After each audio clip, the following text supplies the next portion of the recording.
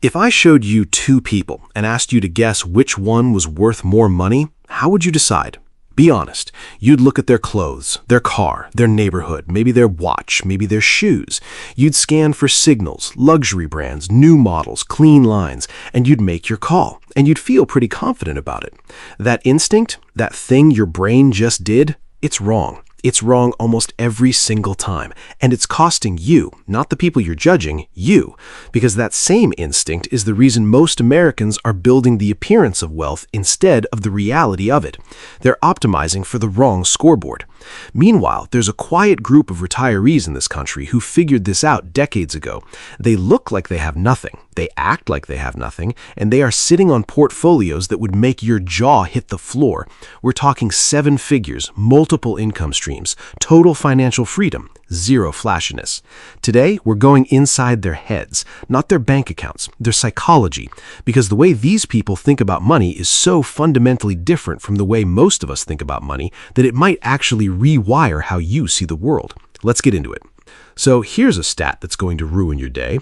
According to research inspired by The Millionaire Next Door, one of the most important personal finance books ever written, the majority of American millionaires do not look like millionaires. They don't drive Lamborghinis. They don't wear Rolexes. They don't live in gated communities with a fountain in the driveway shaped like a dolphin.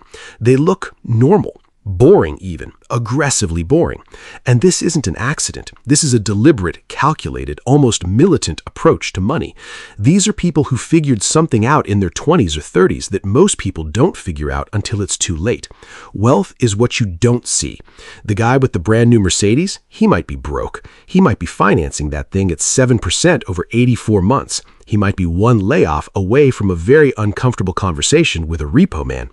But the guy in the beat-up Camry, he might be free, completely, totally financially free. No debt, just freedom. And the craziest part, he likes it that way. He doesn't want you to know. That's the whole point. So why do these people operate like financial ninjas? Why don't they buy the nice car, the big house, the fancy watch? They can clearly afford it. Well, it comes down to a few psychological principles that are honestly kind of fascinating. The first one is what I call identity separation from stuff. Most people in America, and I'm guilty of this too, I'll raise my hand, we tie our identity to our possessions. We think the car we drive says something about who we are. We think the neighborhood we live in communicates our value to the world. We treat money like a megaphone. Look at me, I made it.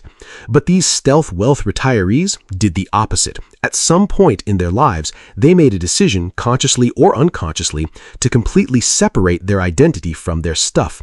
Their self-worth doesn't come from their net worth being visible. It comes from their net worth being real. There's a massive difference between those two things. One is a performance, the other is a position, and positions are a lot more comfortable to retire on than performances. The second psychological driver is something behavioral economists call the Satisfaction Treadmill, and you've probably experienced it without even knowing it. You buy something nice, you feel great for a week, maybe 2, then it becomes normal. Then you need something nicer, then something nicer than that. It never, ever ends. These retirees, they stepped off the treadmill. They realized that the dopamine hit from a new purchase is temporary, but the dopamine hit from watching your investment account compound month after month after month, that's last. That's the good stuff. The third driver, and this is the sneaky one, is social camouflage. A lot of quietly wealthy retirees will tell you that one of the best things about looking normal is that nobody asks you for money. Nobody treats you differently. Nobody expects you to pick up the check every time you go to dinner with your cousin who still hasn't figured out what he wants to do with his life. When you look rich, you attract a very specific kind of attention, and most of it is not the kind you want. You get the relatives who suddenly remember your birthday, you get the investment opportunities from your buddy's brother-in-law, you get the financial advisors who want to help you manage your wealth, which is code for help themselves to your fees. When you look poor, you get left alone. And for a lot of these folks, being left alone with a fat portfolio is the definition of paradise. Okay, so we understand the psychology, but here's the part of this story nobody ever covers: the emotional cost. Because looking poor when you're rich isn't just a financial strategy. It's a war you fight inside your own head every single day for decades. And these retirees won that war. Most people can't even survive the first battle. Think about it. You're 50 years old. You've been investing quietly for 25 years. Your net worth just crossed $900,000. And your coworker, the one who makes the same salary as you, just pulled into the parking lot in a brand new BMW. Lease, obviously, but nobody knows that. Everyone's crowding around it. Oh my God, Dave, this is so nice. Dave, you're killing it. Dave, what color is this? Midnight sapphire? That's gorgeous. And you're standing there next to your 2011 Honda Accord with the dent in the bumper from that time you misjudged the Costco parking garage. Nobody is crowding around your car. Nobody is saying your name with admiration. And in that moment, your brain whispers something dangerous. Maybe I should upgrade. Just a little. I've earned it. That whisper? That's the most expensive sound in personal finance. That whisper has bankrupted more people than any recession ever could. This is what psychologists call delayed gratification at scale. But I think that term is way too clinical for what's actually happening. What's actually happening is emotional combat. It's choosing over and over and over again to look like the person who has less when you know you have more. It's watching people feel sorry for you, people who are broke, by the way, and saying nothing. That takes a kind of inner strength that doesn't get enough credit. And here's where it gets even wilder. These retirees didn't just resist the urge to spend. They developed a completely different emotional relationship with money itself. For most Americans, money is a tool for consumption. You earn it, you spend it, you feel good, the cycle repeats. It's basically a vending machine. Insert labor, receive dopamine. But for the stealth wealth crowd, money became something else entirely. It became a scoreboard, a game, a quiet, private, deeply satisfying game that only they knew they were playing. Watching their net worth grow gave them more pleasure than anything they could have bought with it. The number on the screen was the reward, not the stuff the number could purchase, the number itself. And that's a psychological flip that most people never make. Most people see $100,000 in a brokerage account and think, what can I buy? These retirees saw $100,000 and thought, how do I turn this into $200,000? It's a completely different operating system running in their brains. Same hardware, different software. There's also a fascinating element of spite that nobody talks about. I don't mean toxic spite. I mean this quiet, almost playful defiance against a consumer culture that is screaming at you every single day to spend, spend, spend. Every billboard, every commercial, every Instagram ad, every "you deserve this" marketing campaign designed by a team of psychologists whose entire job is to make you feel incomplete without their product. These retirees looked at all of that and said, no, I'm not playing your game, I'm playing mine. And there's something deeply satisfying, almost rebellious about that. They turned frugality into an act of resistance. And you know what? By the time they hit 60, 65, they weren't just wealthy, they were at peace. Because the person who can sit in a room full of people flashing luxury and feel absolutely nothing, that person is untouchable. You can't pressure someone who's already won a game you didn't even know was being played.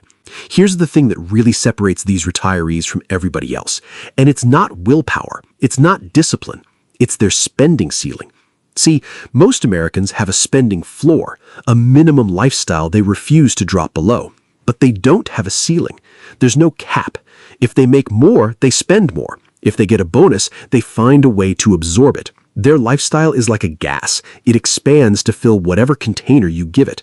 But stealth wealth retirees did something unusual. At some point, usually pretty early in their careers, they set a ceiling. They decided, consciously or not, this is enough. This level of comfort is fine. I don't need more than this.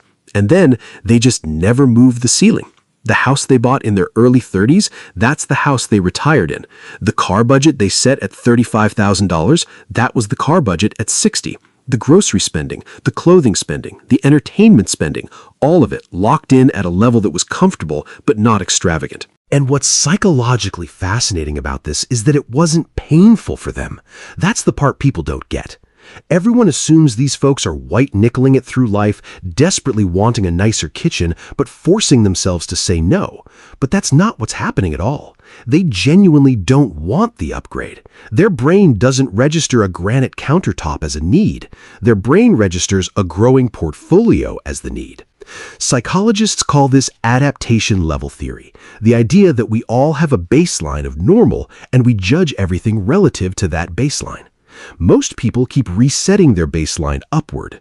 New car becomes normal. Bigger house becomes normal. Fancy dinners become normal, and now you need even more to feel like you're doing well. These retirees never reset. Their baseline stayed put. So while everyone around them was constantly chasing the next upgrade just to feel the same level of satisfaction, they were perfectly content where they were and pocketing the difference. That's not discipline, that's design. They designed a life that didn't require more money to feel good. And that design, over 30 or 40 years, turned them into quiet millionaires while everyone else was still trying to feel rich by looking rich. Now I want to get into something a little deeper. Because so far we've been talking about the psychology of these retirees like it's all positive, like they cracked the code and they're just sitting there peacefully in their paid-off houses sipping lemonade. And a lot of them are, but there's a shadow side to this that deserves an honest conversation. A lot of stealth wealth retirees are driven by fear, not greed, not strategy, fear. They grew up watching their parents struggle, or they lived through a period where money was tight, really tight, and it scarred them. Maybe their dad lost his job in the 90s and they watched the family scramble. Maybe they graduated into a recession and spent 2 years eating ramen, not by choice but by necessity. And that experience burned a message into their brain that never went away. So they saved. Not because a financial planner told them to, not because they read a book about index funds. They saved because spending money, even money they had, triggered a deep, almost physical anxiety. The act of not spending was how they managed that anxiety. Every dollar in the account was a brick in the wall between them and the worst-case scenario they'd already lived through once. And here's where it gets complicated, because that fear, it works. It absolutely, undeniably works as a wealth-building strategy. These people end up rich. The numbers don't lie. But some of them, not all, but some, get to retirement and realize they can't stop. They have $2 million and they're still anxious about buying a $30 shirt. They have enough money to live comfortably for 3 lifetimes and they're still checking the price of eggs at 2 different grocery stores. There's actually a term for this in psychology. It's called money vigilance.